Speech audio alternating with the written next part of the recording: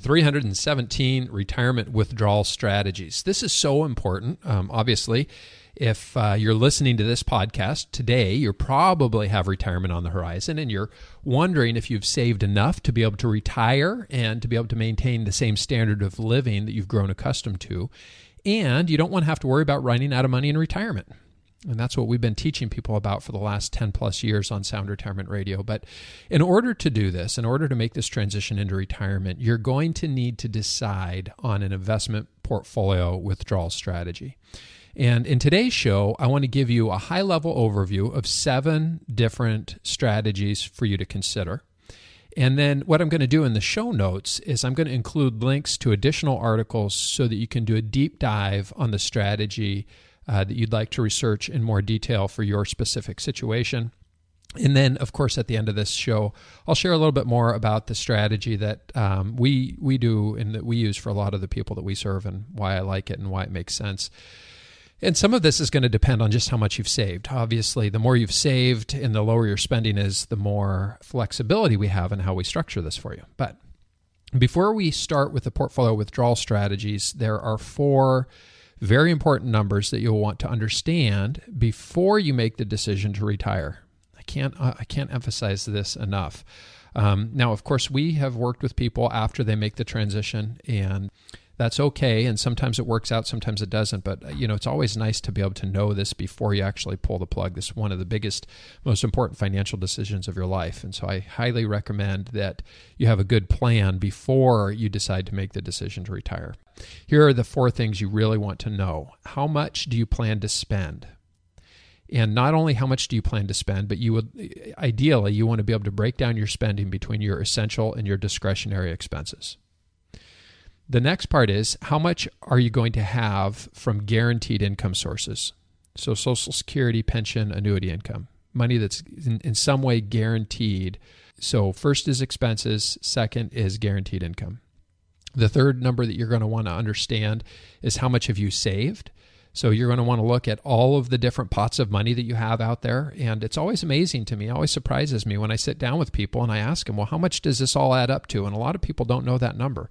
So look at your 401ks, your IRAs, your Roth, your TSP, your bank accounts, your money market accounts, just any place that you have money that's available for us to help supplement your income. Add all of those up.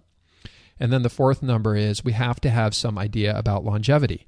This whole thing, the big concern most people have is they just don't want to run out of money before they run out of life.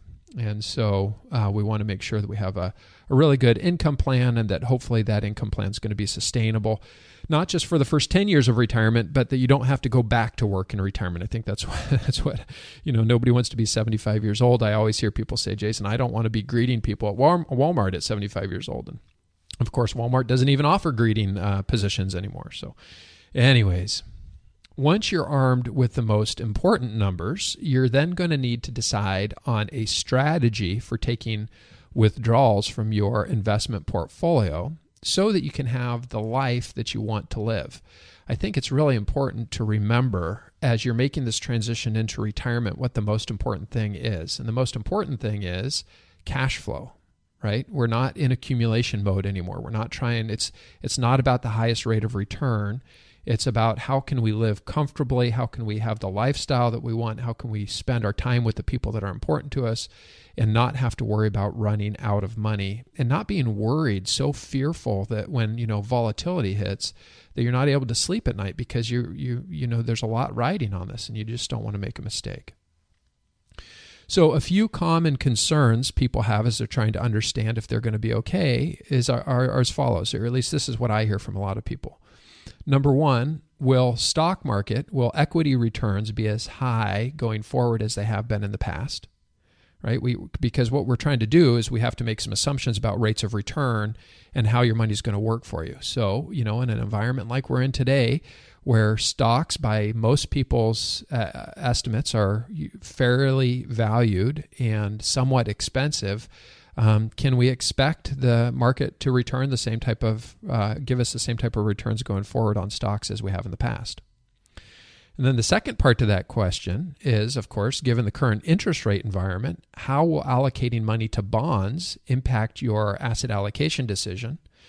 The bond environment's pretty tough right now. Last time I looked yesterday at the 10-year Treasury bond yield was less than 1%. I think it was like about 0.7%.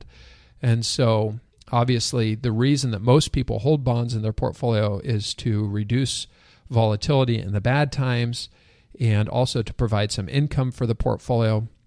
But a lot of these strategies we're going to talk about are based on how asset classes have performed in the past, and that's the data that they use to inform the decision. So as we look through these different seven different portfolio retirement income strategies, you have to understand that the research is done based on past performance of asset classes. So we need to be thinking about how they're going to be going forward. And then the other question that people are asking is, with interest rates so low, is this the right time to consider annuitizing a portion of my retirement investments for guaranteed income? So one thing that people consider when they get into retirement is using an annuity for guaranteed cash flow. But as many of you know, annuities, insurance companies, they're essentially buying bonds, and they use treasury bonds for a very stable portion of their bond portfolios. And then, of course, they have corporate bonds. And in many cases, if you're thinking about buying an annuity, you can do some research to understand what the financial strength of the insurance company is. And oftentimes when they're doing those analysis of the financial strength of the company, they're looking at how diversified the company is, but they're also looking at the underlying holdings that the company has. How secure, how confident are they in those bond positions that the insurance companies are buying. Okay, so here are the 7 strategies that we're going to discuss, and then at the end, I'll share with you my favorite combination. And I think it's important to recognize it doesn't have to be all or nothing. In fact, you will hear in some of these different strategies, there's kind of a mix and match. The bottom line is everybody's trying to figure out the best way to get cash flow. So here are the 7. Number 1, the 4% rule. Number 2, buckets. Number 3, dynamic spending. We'll look at two different dynamic spending strategies. The first one is the Guyton-Klinger white paper, and then we'll also look at the dynamic spending, that the paper that Vanguard did. And then we're going to look at the RMD method.